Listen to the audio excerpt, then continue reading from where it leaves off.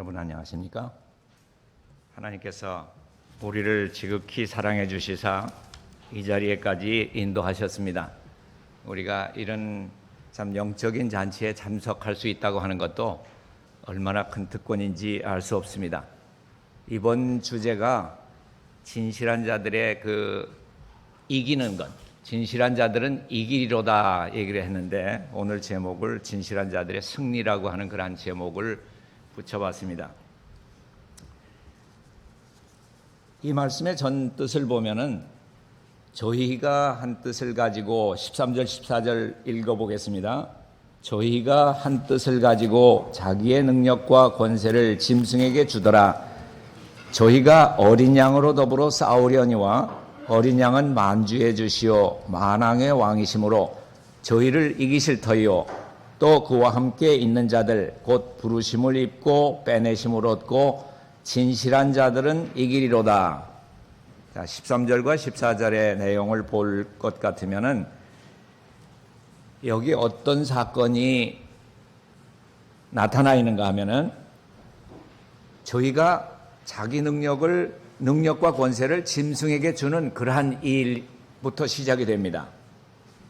여기에 나오는 한 뜻을 가지고라고 하는 그러한 의미는 우주적인 세계적인 그러한 연합의 띠를 말하고 있고, 한 큰 조화 사단의 힘에 연합이 있게 될 것을 말하고 있습니다.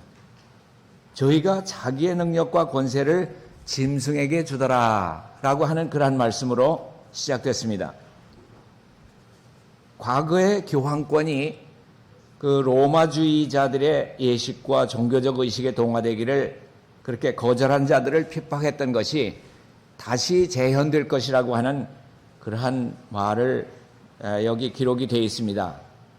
요한계시록 17장은 미래에 일어날 사건 중에서 어떻게 우리가 대처할 것인가, 어떻게 그때 이기는 자들이 될 수 있을 것인가 하는 그러한 내용이 나오고 있습니다. 특별히 이 전쟁은 무엇과 무엇의 대결인가? 이것은 처음부터 시작됐던 하나님의 율법에 대한 전쟁이 마지막 때에 하나님의 율법 중에서 특별히 안식일에 관한 문제로 대결이 될 것이라고 하는 그러한 사실입니다.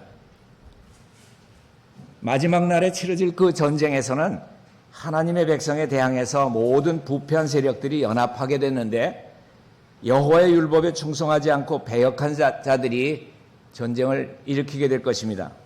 이 전쟁에서 물론 승리자는 어린 양과 그를 따르는 자들이라고 하는 것을 분명하게 말씀으로 주셨습니다. 그것이 우리의 희망입니다. 그것이 바로 우리의 위로입니다. 이 전쟁에서 넷째 계명의 안식일은 큰 논쟁점이 되겠는데, 이는 안식일 계명을 통해서 위대한 율법의 시효자 되시는 그분이 하늘과 땅의 창조자라고 하는 것을 나타내실 수 있기 때문이라고 하는 것입니다. 온 우주의 이 구원의 계획, 인류의 구원의 계획 가운데 가장 큰 계획은 하나님의 성품이 온 우주 가운데 확연히 드러나는 것, 그것이 이 인류의 구속의 계획 가운데 포함되어 있습니다.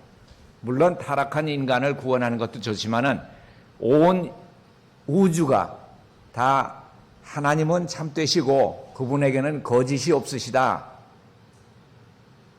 우리가 그런 말씀을 볼 수가 있습니다. 여기에 진실한 자들은 이기리로다라고 얘기했는데, 이 진실이라고 하는 것을 영어에서는 faithful 그랬는데, faith 그러면 믿음이고 full 그러면은 그렇게 믿음직스럽다라고 하는 그런 의미, 신실하다, 진실하다라고 하는 그러한 말로서 번역이 되어 있습니다. 누가 진실한 분입니까? 예. 우리 자신들이 여기에서 누가 진실한가 이렇게 찾아야 되는 것입니까? 예, 여기 진실하다라고 하는 것은 우리 특별히 라오디게아 교회에 참된 증인이라고 하는 말이 나오죠. 참된 증인. 거기에 나오는 참된이라고 하는 그 말이 진실하다라고 하는 말입니다. 그 참된 증인은 바로 창조주이시오 우리를 구속하시기 위해서 이 땅에 인성을 쓰고 오셨던 우리 예수님을 가리켜서 말하고 있습니다.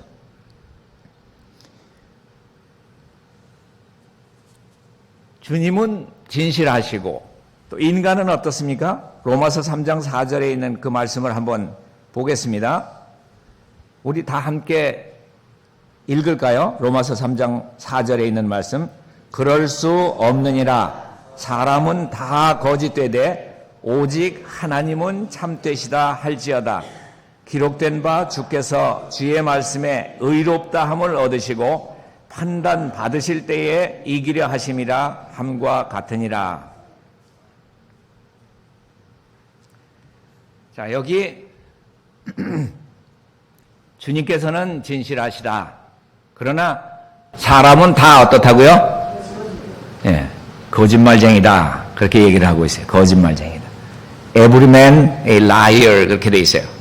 모든 사람들은 거짓말쟁이다. 그렇게 표현을 하고 있습니다. 하나님은 참되시지만은 우리 인간들은 거짓말쟁이라고 하는 겁니다. 자, 그런데 우리 보고 지금 진실한 자들을 하늘을 데리고 가시겠다고 얘기를 하시는데 우리 모든 인간이 거짓말쟁이라고 하면은 어떠실 것이다. 그리고 그와 함께 있는 자 부르심 있고 빼내심 없고 진실한 자들은 이기리로다. 여기 그러면 진실이라고 하는 말은 뭐에 대해서 진실하다고 하는 걸 얘기를 할까요? 우리가 진실하다 그러면은 어떤 대상이 있어야 돼요. 네. 진실하다고 하는 것을 우리 고린도후서 11장 3절에 보면은 우리 마음이 그리스도를 향하는 진실함이 있어야 된다. 그렇게 얘기를 하고 있습니다. 우리의 마음이 그리스도를 향해서 진실해야 합니다. 그렇지 않으면 우리에게 진실이 있을 수가 없습니다. 우리가 안식일 문제로 전쟁이 일어날 터인데 안식일을 어떻게 지키느냐가 문제가 아니고 안식일은 누구의 날인가 하는 것이 더 문제가 되는 것입니다. 그래야 우리가 그리스도께 향한 그러한 진실이 나올 수가 있다고 하는 것입니다. 우리 말씀 가운데 보면은 안식일의 주인이 예수님이라고 나오죠. 이 말씀은 마태복음과 마가복음과 누가복음 이 세 복음서 가운데 다 나오는 말씀이에요. 요한복음을 빼고는 안식일의 주인은 우리 예수님이라고 하는 말씀이 마태복음 12장 8절에 나오고 마가복음 2장 28절에 나오고 누가복음은 6장 5절 가운데 나오고 있습니다. 특별히 마가는 뭐라고 기록을 했는가 하면은 인자는 안식일에도 라고 얘기를 했어요. 거기에는 도라고 하는 말이 다른 그 복음서에 나온 것과 차이가 나요. 그러면 안식일에도 주인이다 그러면은 예수님은 다른 데도 주인이라고 하는 그런 의미죠. 여러분의 주인도 되십니까? 예. 우리의 주인이 됐어요. 그러면 우리는 그분의 주인으로 모시고 있는 종들이에요. 그렇다고 하면은 이 안식일이 주님의 날이라고 하는 것을 또 한 번 얘기한 것이 계시록 1장 10절 가운데 나온 말씀을 보고 많은 개신교도들은 일요일이 주의 날이다 이렇게 얘기를 하고 있죠. 그렇지만 여기 주의 날이라고 하는 것은 주인이 안식일인 그 안식일의 주인 되신 분의 날이다. 그런 말씀이에요. 주의 날에 요한이 성령에 감동해서 라고 하는 그러한 말씀을 요한계시록 1장 10절 가운데서 볼 수가 있습니다. 우리가 이러한 안식일에 관한 모든 것은 우리 주인 되신 예수님께 대한 진실함이에요. 참으로 그분이 주인이 되셨고 우리는 그분의 집에 방문하는 날이 안식일이 되는 겁니다. 그분의 집에 우리가 들어가서 거룩하게 구별된 그 날에 주님께서는 날에다가 복을 주셨기 때문에 누구도 빼앗아갈 수가 없습니다. 다른 곳에다가 복을 주었다고 하면 뺏어갈 수도 있고 하지만은 날이라고 하는 것은 온 우주에 있는 인간들이 다 공통적으로 가질 수 있는 그러한 시간 내다가 주님께서는 복을 주셨다고 하는 것을 말하고 있습니다.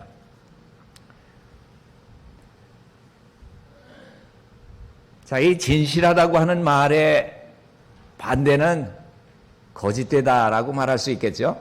거짓되다. 그러면은 요한계시록 14장 3절부터 5절 가운데 나온 말씀을 보면은 땅에서 구속함을 얻은 14만 4천 외에는 부르지 못할 노래를, 경험의 노래를 우리에게 주시겠다고 말씀하셨고, 그 14만 4천은 어린 양이 어디로 인도하든지 따라가는 자고, 사랑 가운데서 구속을 받아서 처음 익은 열매로 하나님과 어린 양에게 속한 자들이니 그 입에 거짓말이 없고 흠이 없는 자들이더라. 자, 여기 나오는 이 진실한 자들과 그 입에 거짓말이 없고 흠이 없는 자들이라고 하는 것은 같은 그러한 의미의 말입니다. 우리 품성에 하나의 점이나 흠이 있다고 하면은 하나님의 인을 받거나 늦은 비를 받지 못한다고 하는 말씀을 교회 증언 5권 214페이지 가운데서 찾아볼 수가 있습니다.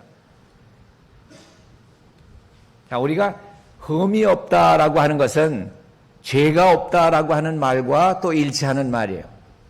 죄라고 하는 것은 하나님의 율법에 대한 범함을 죄라고 성경은 정의하고 있습니다. 근데 사단은 처음부터 인간들은 하나님의 율법을 원래 지킬 수 없는 것을 하나님이 잘못 만드셨다라고 하는 것으로서 트집을 잡기 시작했어요. 자, 사단은 사람들이 하나님의 율법을 지키는 것은 불가능하다고 주장했다. 이 주장에 그릇된 것을 입증하기 위해서 그리스도께서는 자신의 높은 자리를 떠나셔서 스스로 인성을 취하시고 인성이 사단의 시험을 견딜 수 있다는 것을 보여주시기 위해서 타락한 인류의 머리에 서시고자 이 땅에 오셨다. 자, 우리 주님께서 이 땅에 오신 목적 중에 하나가 하나님의 율법을 지킬 수 없다고 하는 사단의 주장을 반박하기 위해서 인류도 하나님의 율법을 지킬 수 있다라고 하는 것을 모범으로서 보여주시고 그것을 반박하기 위해서 이 땅에 인성을 취하시고 인성이 사단의 시험을 견딜 수 있다고 하는 것을 보여주시기 위해서 오셨다. 이렇게 말씀하고 있습니다. 그분은 우리의 본성을 쓰시고 사단을 이기고 승리하셨습니다. 하나님의 의의 표준에 신실하셨다고 하는 겁니다. 하나님의 율법이 변할 수 없고 변치 않는다고 하는 것을 입증하시기 위해서 주님께서는 33년이라고 하는 세월을 이 땅에 인성을 쓰시고 지나셨습니다. 그렇지 않다고 하면은 갈바리 산에 직접적으로 내가 그리스도다라고 하면서 내려오셔도 돼요. 그런데 그렇게 하시지 아니하시고 어린 아이로 태어나서 그런 긴 세월을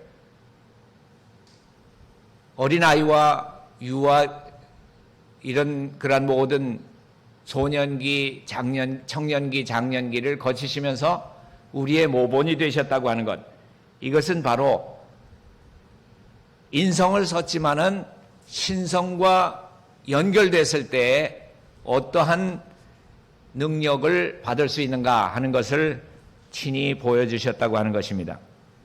물론 타락한 인간이 자신의 인간적인 능력만을 가지고 사단을 이길 수 있다는 얘기는 아니에요. 그리스도께서는 인성과 신성의 힘이 결합한 자격을 가지시고 인간을 도우시기 위해서 하늘 궁전에서 내려오셨다. 그분은 도우시는 자로서 인성을 쓰신 거예요. 그리스도께서는 에덴 동산에서는 아담이 인간의 본성을 가졌지만은 분명히 하나님의 율법을 다 지킬 수 있다고 하고 사단을 정복할 수 있다고 하는 사실을 알고 계셨습니다.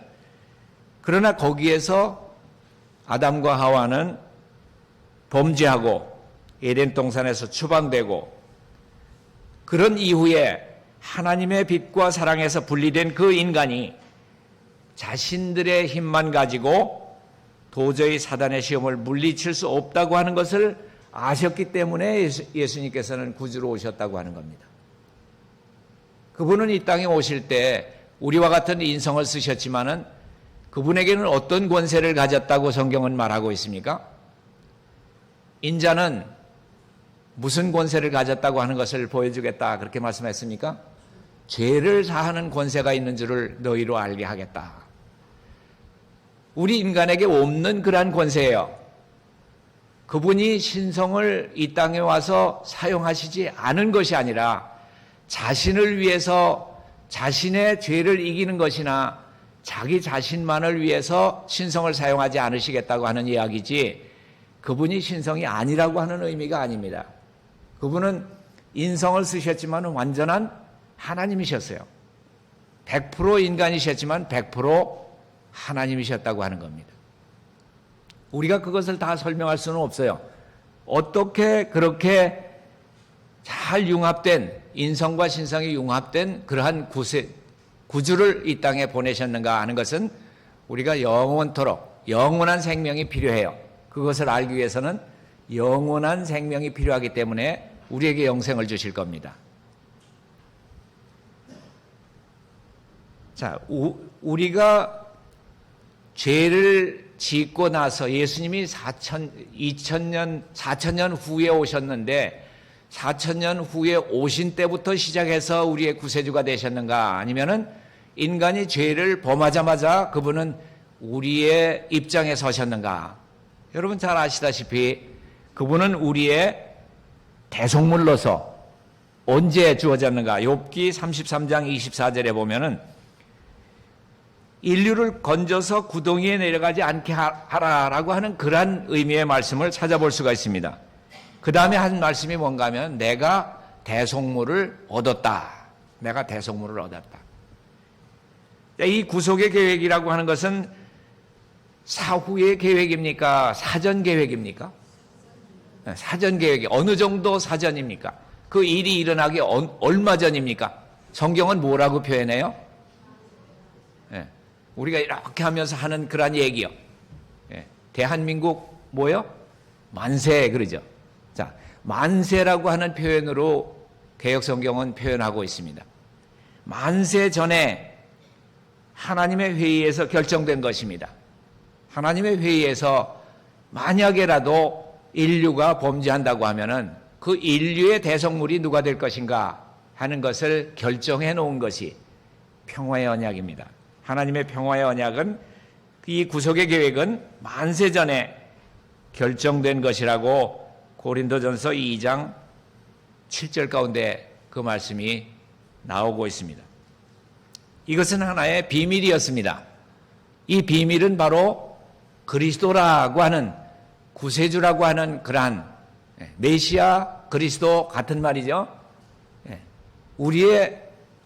우리의 왕 되신 분이라고 하는 거예요. 왕. 우리의 왕이 되신 분이라고 하는 것이 메시아라고 하는 그런 의미입니다. 이 비밀은 우리 안에 계신 그리스도니 곧 영광의 소망이라. 이 말씀은 어디서 찾을 수 있습니까? 골로새서 1장 27절 가운데 보면은 그분이 우리 안에 계신 그리스도다. 그렇게 얘기하고 있습니다. 저 멀리 저 대기권 밖에 저 먼 하늘에 계신 분이 아니고 아주 가까워서 우리 마음 안에 계실 수 있는 분이 성령을 통해서 말씀을 통해서 그분의 별명조차도 말씀이에요. 말씀이라고 하는 분이 하나님이 되시고 그분이 아니면은 창조된 그러한 어떤 피조물들이 없다고 하는 것을 요한복음 1장 가운데 설명을 하고 있습니다. 자, 우리가 타락한 인간이고 우리 자신의 힘만으로는 하나님의 율법을 지킬 수 없다고 말할 수 있겠지만은 신성의 능력을 구하고 그 신성의 능력을 나누어 받을 때 그때는 우리는 어떻게 할 수 있다고요? 그 능력을 가지고 죄를 이길 수 있고 자신을 이길 수 있고 사단을 이길 수 있고 세상을 이길 수 있는 그러한 승리자가 될 수 있다고 하는 것을 말해주고 있습니다.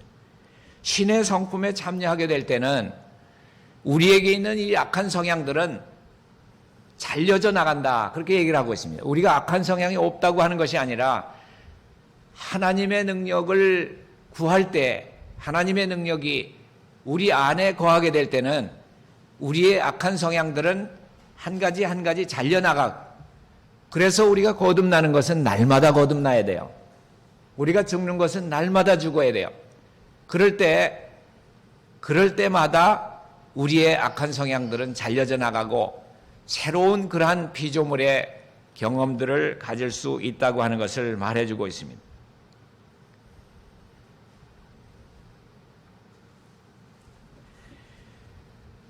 예수님의 이름을 요한계시록에는 그 하얀 말 탄, 흰 말 탄 사람의 그 다리에 기록이 되어 있다라고 얘기를 했는데 거기에 뭐라고 기록이 되어 있다 그랬나요? 그 이름은 충신과 진실이다, 이렇게 설명이 되어 있죠.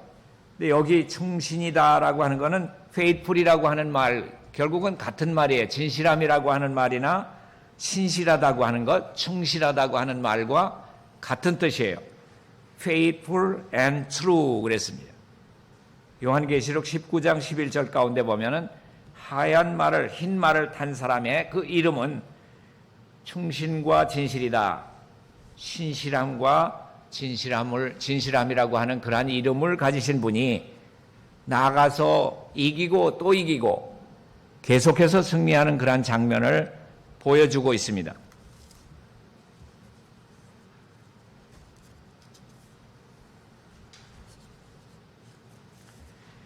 우리가 이기고자 할 때 우리의 한 가지 희망은 우리 뜻을 하나님의 뜻과 합치시키고 날마다 시간마다 그분과 협력해서 일하는 것이 우리의 남은 희망이에요. 우리가 이렇게 하지 않는다고 하면은 우리는 이기는 자가 될 수 없다고 하는 것입니다. 우리 자신을 살려가면서 하나님 나라에 들어갈 수 있습니까? 네. 우리 자신을 날마다 죽어야 돼요. 만일 우리가 거룩하게 된다면 그것은 어떤 사람을 거룩하다 얘기를 하는가? 자아를 버리고 그리스도의 마음을 품는 일을 통해서 거룩한 사람이 될 수 있다고 하는 것입니다. 교만과 자부심이 십자가에 못 박혀야 합니다. 우리에게 요구된 대가를 즐겨 지불하고 있는지 우리 자신들을 살펴봐야 되겠습니다. 우리의 뜻을 거리낌 없이 하나님의 뜻에 완전히 일치시키고 있는가? 이러한 것이 날마다의 자신에 대한 그런 질문이 되어야 되겠습니다. 그렇게 기꺼이 하기 전에는 회개시키는 하나님의 은혜가 우리에게 나타나지 않을 것입니다.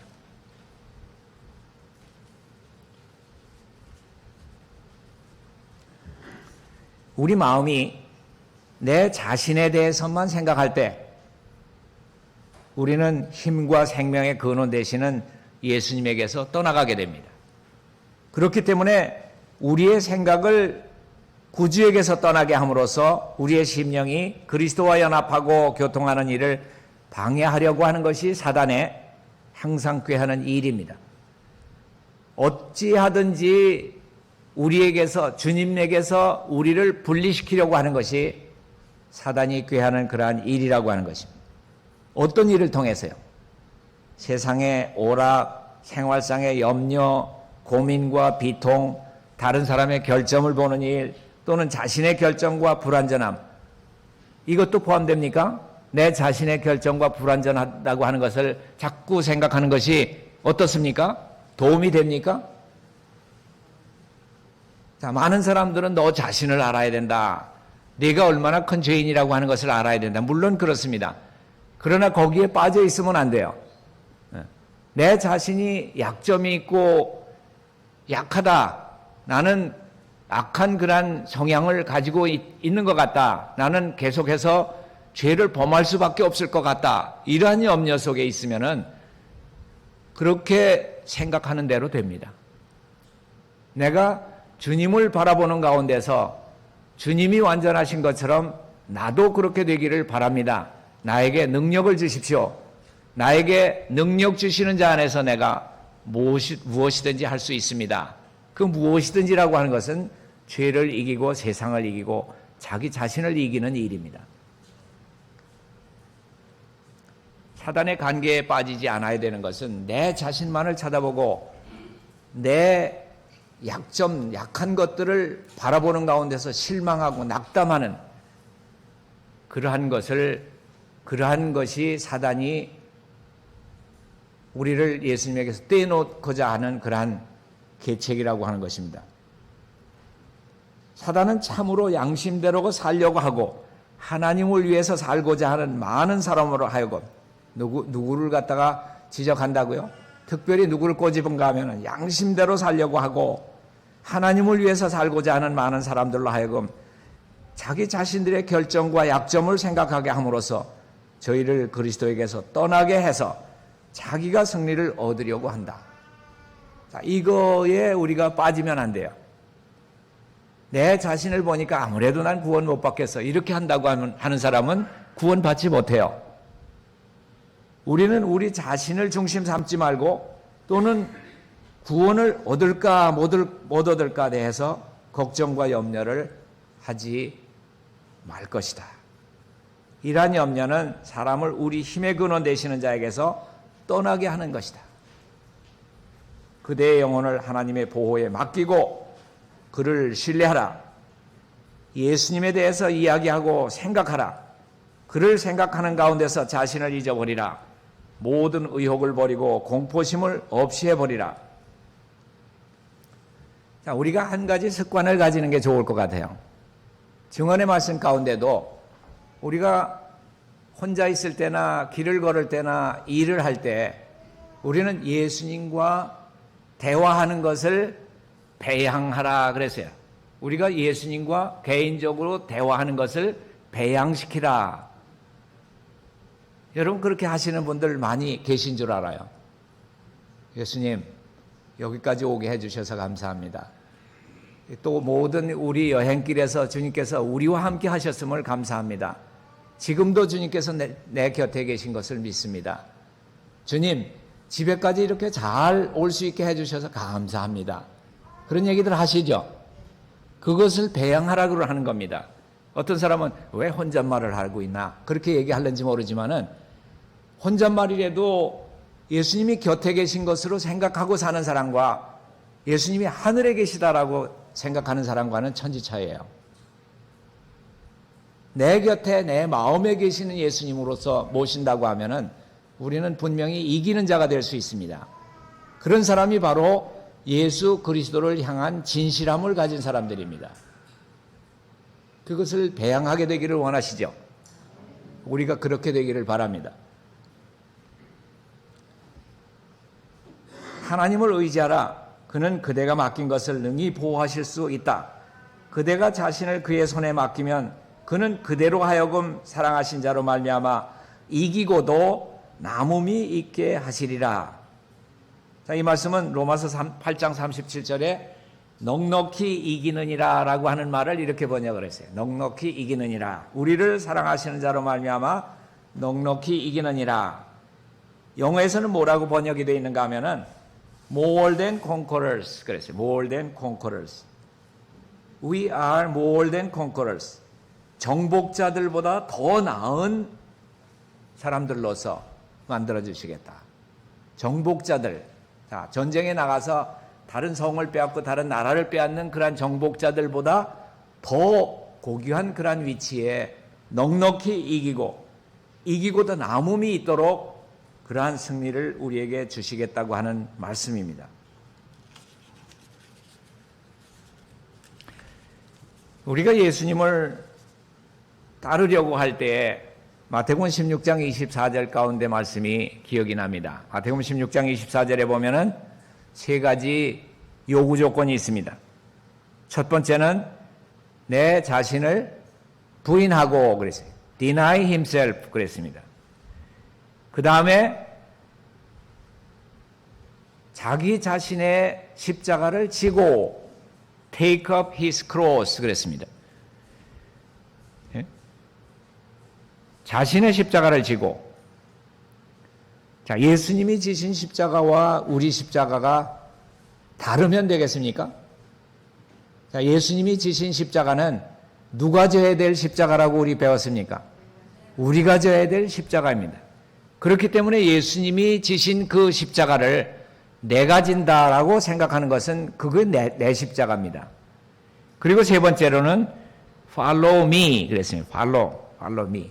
그분을 따르라. 나를 따르라 그랬는데 그분을 따르라고 하는 그 말씀이 바로 우리가 그리스도를 따르는 사람들, 그리스도인이라고 하는 것은 그리스도를 따라가는 사람을 그리스도인이라고 우리가 말을 하고 있습니다. 그분의 십자가를 맨다라고 하는 말은 다른 말로 말해서 그분의 멍에를 함께 맨다라고 하는 것은 것과 마찬가지입니다. 멍에를 매는데 어떤 멍에를 매는가 하면은 결의소 멍에를 매는 겁니다. 결의소.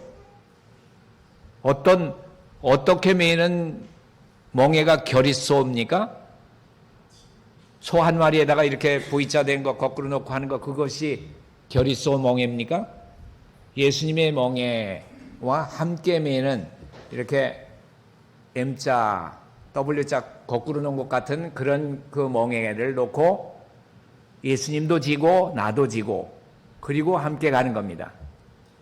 근데 농부가 가장 힘들어하는 것이 무엇인가 하면은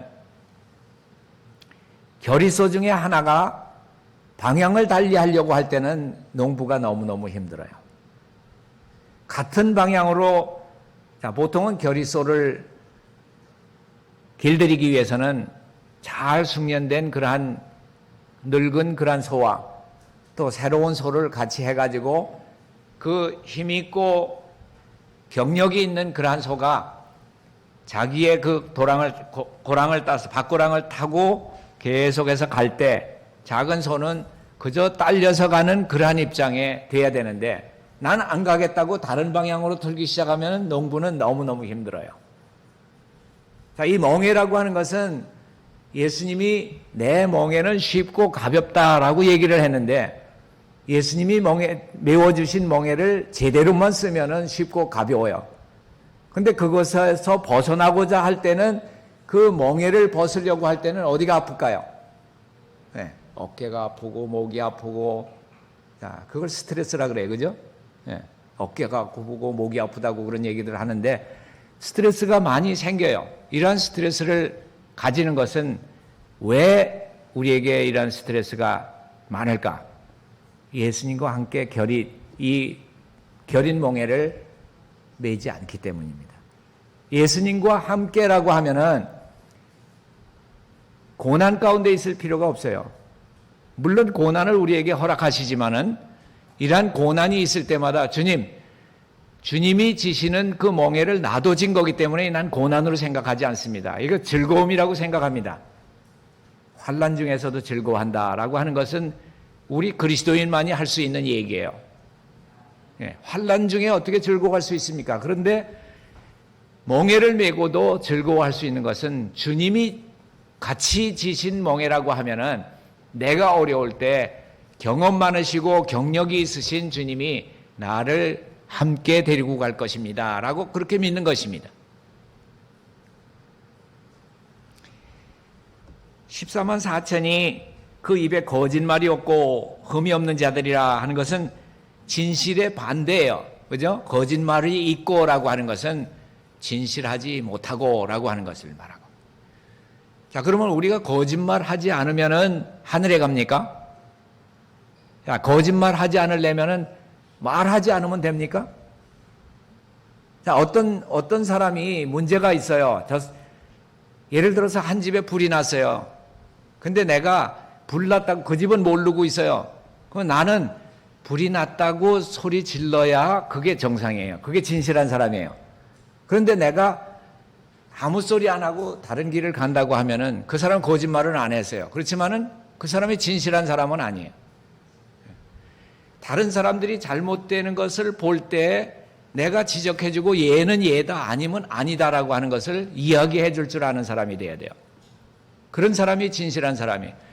만약에 진실을 얘기해 주지 않는다고 하면은 그 사람은 더 나쁜 그러한 상태로 빠지게 되기 때문에 필요한 때에 그 사람에게 교훈해주고 책망해주고 위로해주고 하는 이 일은 진실한 사람들만이 할 수 있는 그러한 행동입니다. 주의 장막에 유할 자가 누구냐? 주의 성산에 거할 자가 누구오니까? 거기에 나온 말씀 가운데 보면 정직하게 행하며 공의를 일삼고 마음에 무엇을 말하며 진실을 말하며 그 혀로 잠소치 아니한다. 이 잠소한다고 하는 것은 우리 쉬운 말로 고자질이에요. 그죠? 고자질하지 않는다. 누가 참소하는 자로 성경에 묘사되어 있나요? 사단이에요. 사단은 남의 허물을 들추기를 좋아하는 그러한 우리 마음속에 있는 그러한 참소하는 정신이 그 사단한테서 배운 거예요. 사단은 어떻게 됐든지 남을 끌어내리고 자기가 올라가려고 하는, 사람이 다른 사람의 허물을 끌어내리면, 허물을 가지고 끌어내리면 자기가 올라갈 수 있나요? 어떤 이상한 그런 그 사고방식이 있는 것 같아요. 다른 사람을 하나 끌어내리면 자기가 올라간다라고 생각하는지 모르지만은 예수님의 마음이 아니에요. 예수님의 마음이 참된 증인의 마음을 우리가 품으라고 얘기를 했는데 그분이 가지지 않았던 마음은 우리가 품을 필요가 없는 거예요.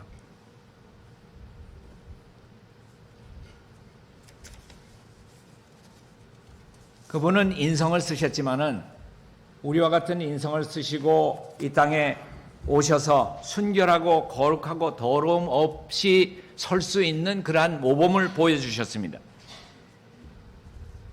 인성도 신성과 융합하게 된다고 하면은, 그렇다고 해서 우리가 신성과 연합됐다고 해서 우리가 신이 되거나 예수님이 인성과 연합됐다고 해서 하나님이 아니시거나 그런 의미는 아닙니다. 자, 두 속성이 융합함으로써 신이 인간이 되거나 인간이 신이 되는 것은 아니다.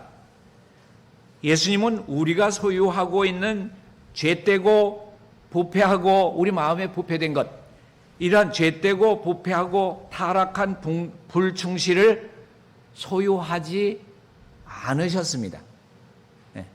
우리 예수님은 우리가 소유하고 있는 그러한 죄되고 부패하고 타락한 불충실을 소유하지 않으셨는데 왜 그런 것들을 소유하지 않으셨을까?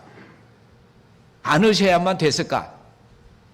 그분이 죄되고 부패한 마음, 타락한 마음, 불충실한 그러한 생각, 이러한 것들을 가지셨다고 하면은 그는 완전한 제물이 되실 수 없으셨기 때문이다. 자, 이 말씀은 1893년 원고 94페이지 가운데 나온 말씀입니다. 자, 우리가 예수님의 인성에 대해서 생각하는 것에 대해서도 우리가 참으로 조심하라고 하는 말씀을 듣고 있습니다. 예수님의 인성, 그분을 사람들 앞에 죄의 성향을 가진 한 사람으로서 제시하지 않아야 합니다. 그분은 우리와 같은 그러한 죄되고 부패하고 타락한 불충실, 이기심, 탐심, 욕심, 이러한 것들을 그분도 가지셨다라고 얘기한다고 하면은 그분은 완전한 제물이 되실 수가 없는 것입니다.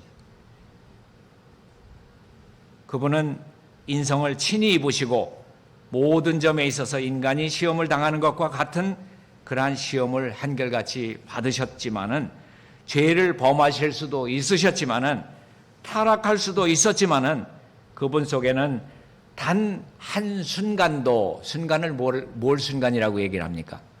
순간 그러면 뭐예요? 눈 깜짝할 사이도 그분은 그러한 악한 성향을 가지시지 않으셨다, 없었다, 그런 말씀을 하고 있습니다.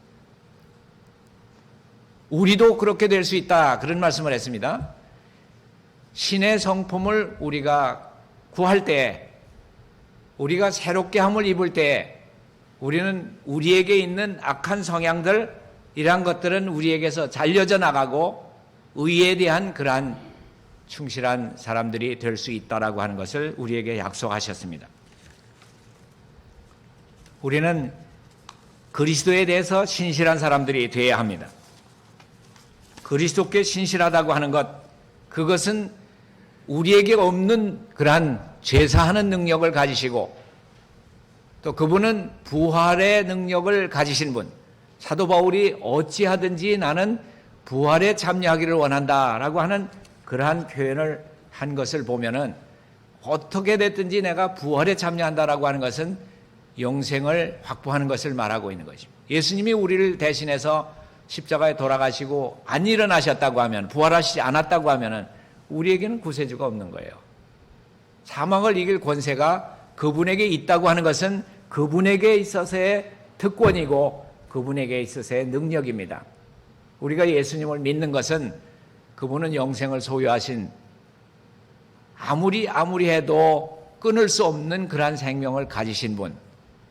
인간이 인간의 생명을, 인성의 예수님의 생명은 끊을 수 있었지만은 그분 안에 있는 신성의 생명을 자를 수는 없었던 것입니다. 그래서 그분 안에 있는 신성을 나눠주기 위해서 그분은 마지막까지 고난을 통해서 순종함을 배워서 온전하게 되셨다. 성경은 그렇게 표현하고 있지 않습니까? 그 말은 그분이 온전하지 않았던 때가 있었다고 하는 의미가 아니고 마지막까지 그분은 순종하셨다는 얘기입니다. 자기가 구속의 계획을 했던 모든 것들을 마지막까지 그분은 순종으로서 마음 가운데 그분에게 있는 능력을 행사하실 수도 있는 분이신데 그분은 자기 자신의 생명을 내려놓을 수도 있는 분이고 취하실 수 있는 분이라고 그분 자신이 말씀하셨죠. 무덤에 누워 계실 때 그분이 하루 동안 이렇게 금요일 저녁부터 시작해가 오후부터 시작해서 안식일 내내 이렇게 내가 무덤에 누워 있으니 신성이 알고 계시니까 일요일 새벽 됐을 때 내가 부활해가지고 내 능력으로 부활해가지고 나가야지 그런 생각을 가지시지 않으셨어요. 그분은 언제까지 기다리셨나요? 아버지께서 당신을 부르십니다 할 때까지 예수님은 무덤에서 누워서 기다리셨어요. 그것이 고난을 통해서 순종함을 배워서 온전하게 되셨다고 하는 의미입니다.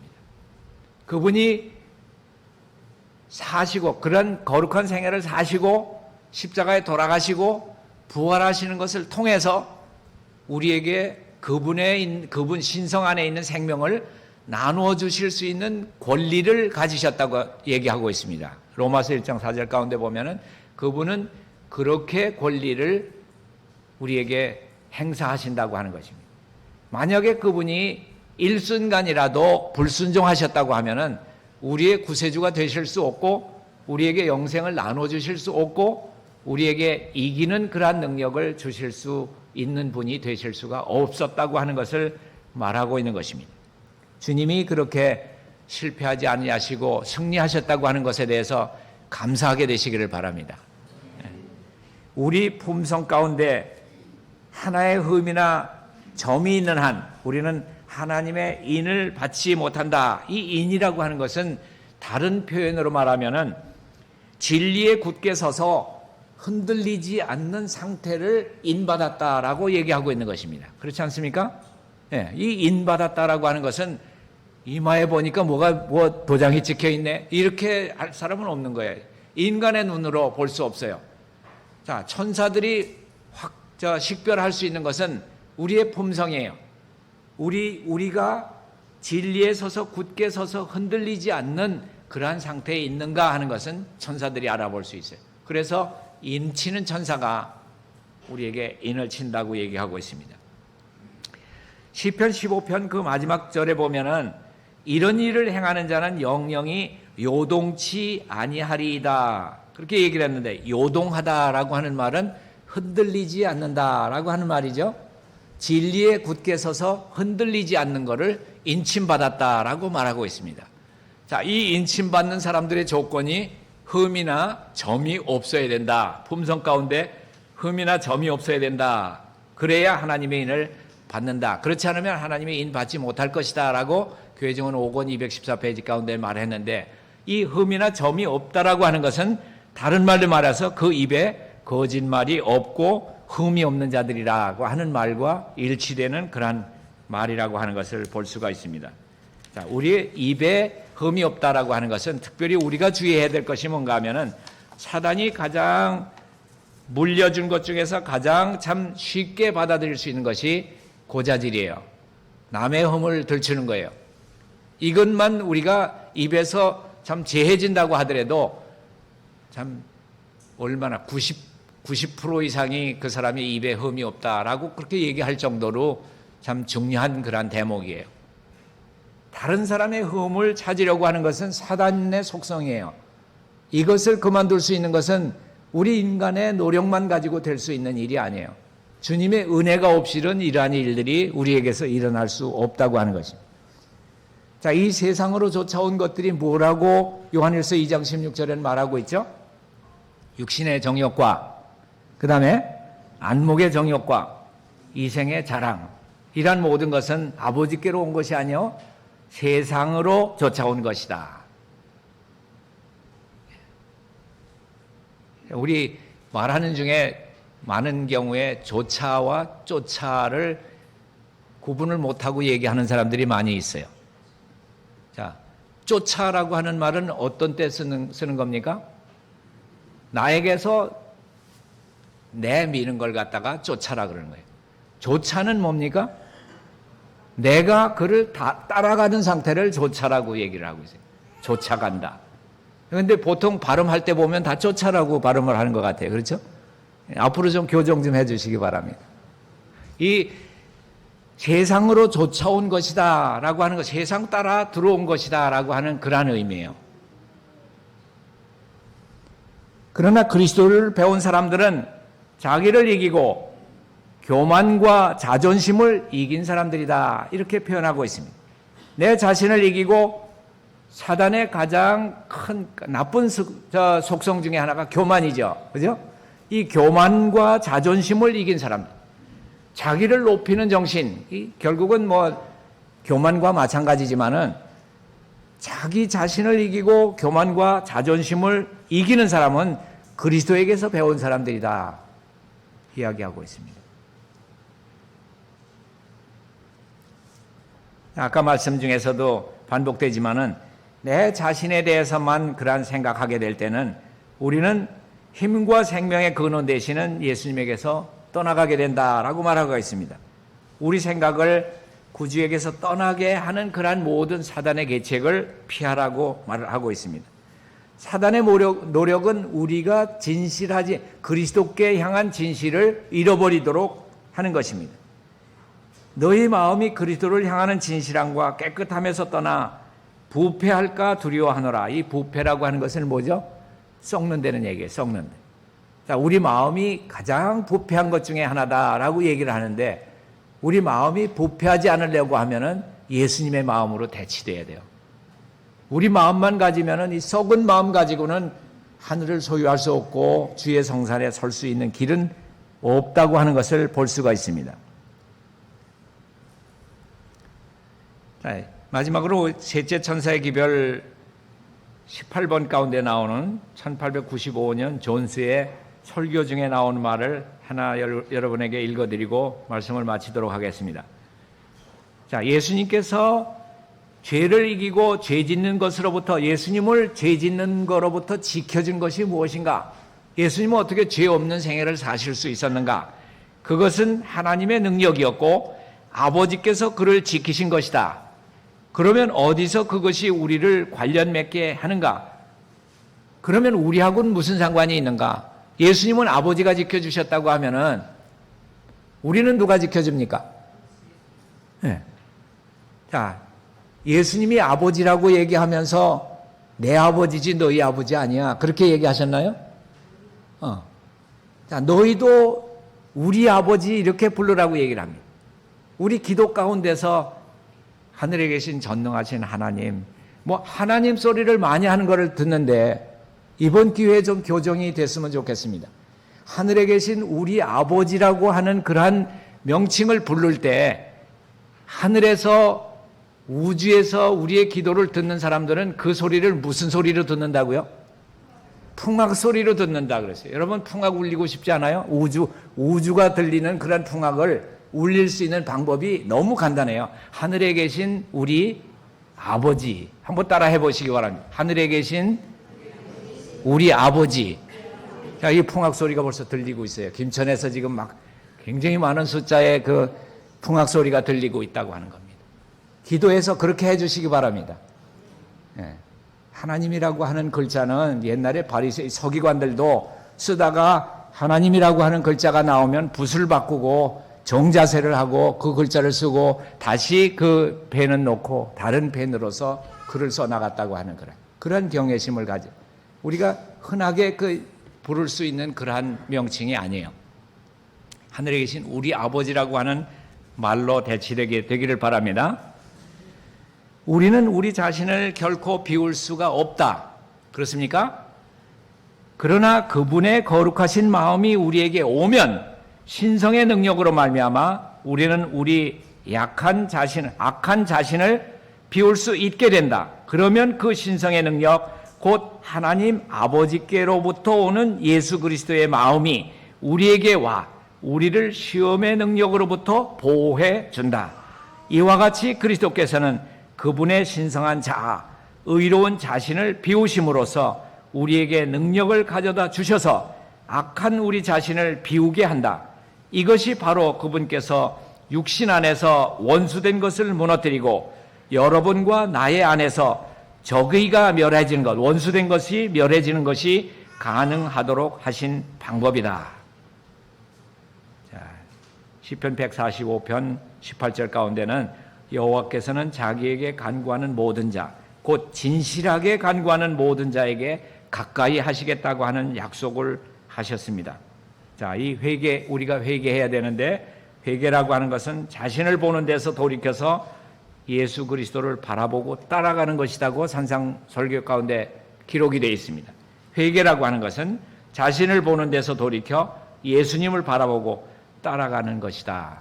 자, 이 말씀을 기억하시고 오늘도 내 자신을 바라보면서 내 약점을 살필 것이 아니라 결점을 볼 것이 아니라 우리 주님을 바라보면서 그분이 내게 능력 주실 때에 나는 죄를 이길 수 있고 하나님의 율법을 순종할 수 있고 주님 따라가는데 이기는 자들이 될 수 있다라고 하는 그러한 확고한 믿음을 가지게 되시기를 바라면서 말씀을 마치겠습니다.